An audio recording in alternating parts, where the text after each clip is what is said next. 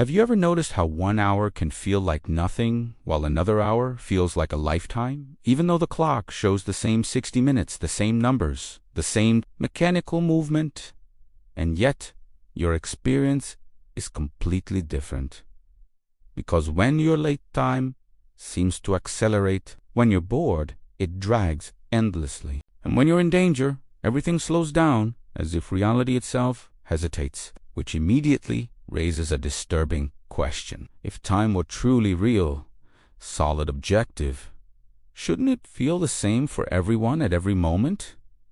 And if it doesn't, then is time really controlling you, or is it reacting to your state of awareness? Meaning time, as we know it, wasn't discovered in nature, but designed for convenience, synchronization, productivity, and control. And that becomes even more unsettling when physics itself confirms that time is not constant, since Einstein showed it slows down with speed, bends with gravity, and desynchronizes depending on position, which means time behaves less like a universal law and more like a side effect of perception and motion rather than a fundamental structure of reality itself. At the deepest levels of science, especially in quantum physics, time almost completely disappears because equations still work without it. Events don't unfold in a before and after sequence, but exist as relationships between states,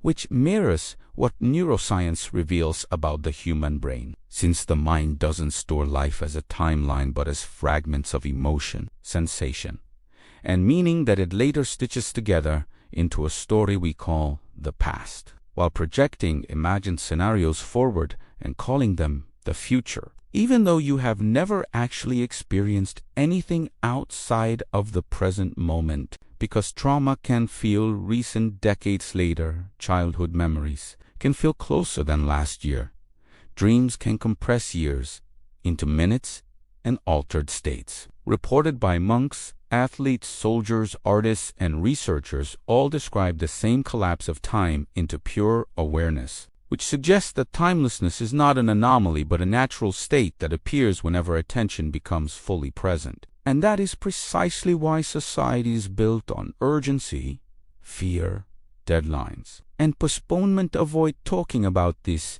because a person who stops believing in time becomes harder to rush, harder to manipulate, and harder to convince that life is always somewhere later. Every meaningful moment you remember happened outside of time because love, loss, realization, and transformation never occurred inside minutes or hours, but inside presence, where boredom stretches time and engagement erases it, revealing that time is nothing more than a measurement of change that we mistake for reality itself, confusing the ruler for the object, because without movement and change, time would vanish entirely, while change itself does not require time to exist, which flips everything you were taught and shows that you are not moving through time, but interpreting reality through attention, meaning the future is created by choices made now. The past is reinterpreted by who you are now, and once you see this, procrastination, fear of being late, and the pressure of someday lose their grip, because alignment replaces urgency, presence replaces waiting, and action taken from awareness creates momentum people mistake for luck. So the real question is no longer what time it is, but where your attention is.